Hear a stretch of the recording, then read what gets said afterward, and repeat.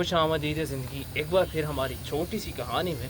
तो आज की कहानी हमारी रिलेट करने वाली है दिस टाइम के साथ। ये कौन सा टाइम? डिजिटल एरा के साथ। This digital era full with technology and technology is full this era.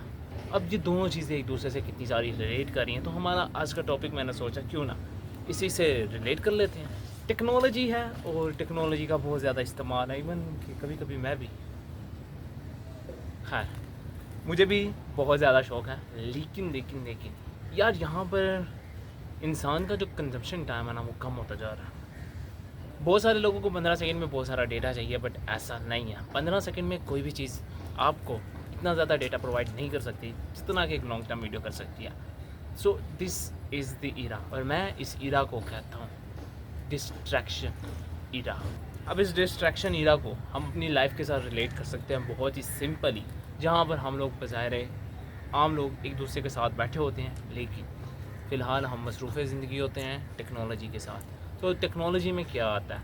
आपके mobile phone, it's not a bad thing, but इसमें इस्तेमाल होने वाली चीज़ें आपके ईरा को बहुत इफ़ेक्ट करती हैं, हैबिट्स को भी इफ़ेक्ट करती हैं और आपके टाइम को भी इफ़ेक्ट करती है, इवन कि आपकी लाइफ को भी इफ़ेक्ट करती हैं। तो आज हम बात करने वाले हैं टेक्नोलॉजी के बारे में ही, कि हम इसको कैसे कंट्रोल कर सकते हैं, अपने इमोशंस को इसके डिस्ट्रैक्शन कैसे रख सकते हैं और इसका कम से कम यूज़ कैसे कर सकते हैं 3 सिंपल स्टेप्स में। तो लेकिन उससे पहले हम देख लेते हैं कि हमने और क्या क्या बताना है आपको टेक्नोलॉजी से रिलेटेड। चलते हुए वक्त में टेक्नोलॉजी का बहुत अहम किरदार है। बहुत सारी जगहों पे टेक्नोलॉजी बहुत अच्छा किरदार प्ले कर रही है। अगर मैं सोचता हूँ कि ये टेक्नोलॉजी यहाँ पे नहीं होती तो माइट भी पॉसिबल कि आज भी हम लोग लाइफ को लॉस कर रहे होते हैं। लेकिन टेक्नोलॉजी के और भी बहुत सारे नुकसान हैं, वो हम किसी और दिन बात करेंगे। लेकिन मैं आपको बताता हूँ उसमें से एक सबसे ज़्यादा साइड इफ़ेक्ट वो है कि हमारे रिलेशनशिप, इस टेक्नोलॉजी की वजह से हमारे रिलेशनशिप काफ़ी डिस्टर्ब हो रहे हैं, और बहुत सारे लोगों के रिलेशनशिप तो टूट भी जाते हैं, और बहुत सारे लोग नए रिलेशनशिप बनाते हैं। लेकिन वो रिलेशनशिप्स जस्ट एक ड्यूरेशन के लिए होता है। जैसे ही वो ड्यूरेशन ख़त्म, रिलेशनशिप ख़त्म। देखा, अब एक एग्जांपल है फेसबुक। कितनी बड़ी टेक्नोलॉजी की मार्केट है, लेकिन यहाँ पे इतने सारे लोग आपको मिलते हैं, लेकिन आज तक कोई भी आपके साथ लंबे अरसे का नहीं चला।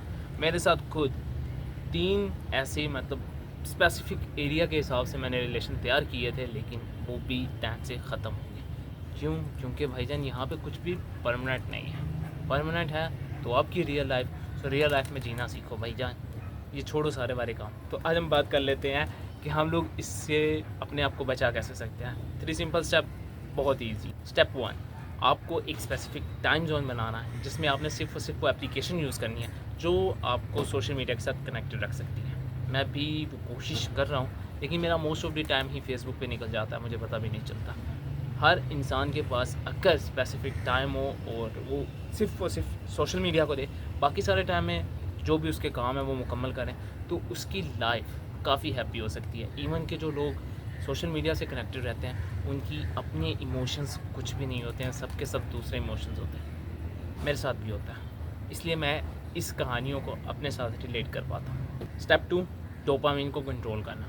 अब डोपामिन, जब भी हमारे फ़ोन पे नोटिफिकेशन आता है, हमारे अंदर एक क्यूरियोसिटी पैदा होती है कि किसका मैसेज आ गया या कौन सा ऐसा नोटिफिकेशन आ गया जो मेरी ज़िंदगी के लिए इम्पोर्टेंट है। इम्पोर्टेंट कुछ नहीं होता, लेकिन हाँ, हमने उसको बनाया होता है। तो अगर हम लोग अपने डोपामिन को कंट्रोल कर लें तो हम इजीली अपने फ़ोन की डिस्ट्रैक्शन से बच सकते हैं। और अगर हम नहीं कर पाए तो डिस्ट्रैक्शन और फ़ोन दोनों हमारी ज़िंदगी में कनेक्टेड रहने वाले हैं। Step 3, lace use of application, self study and book reading करना।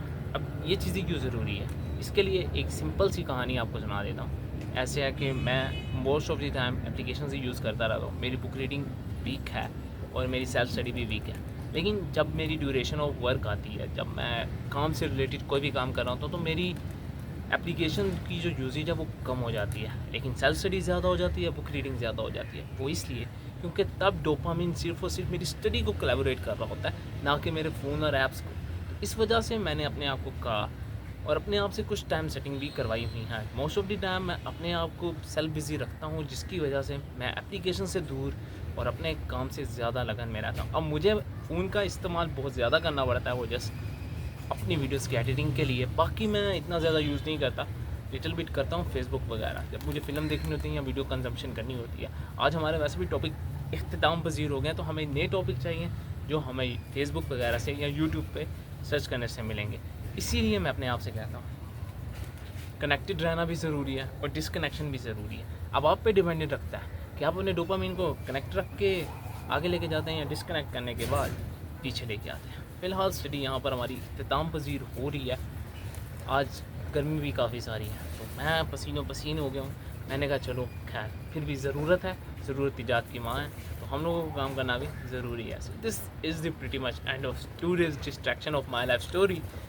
हमारी स्टोरी इसलिए रिलेट करती है क्योंकि ये सारे के सारे काम मेरी ज़िंदगी में हो रहे हैं और मैं ये अपनी ही कहानी आपके सामने शेयर कर रहा होता हूँ। तो एंड ऑफ दिस स्टोरी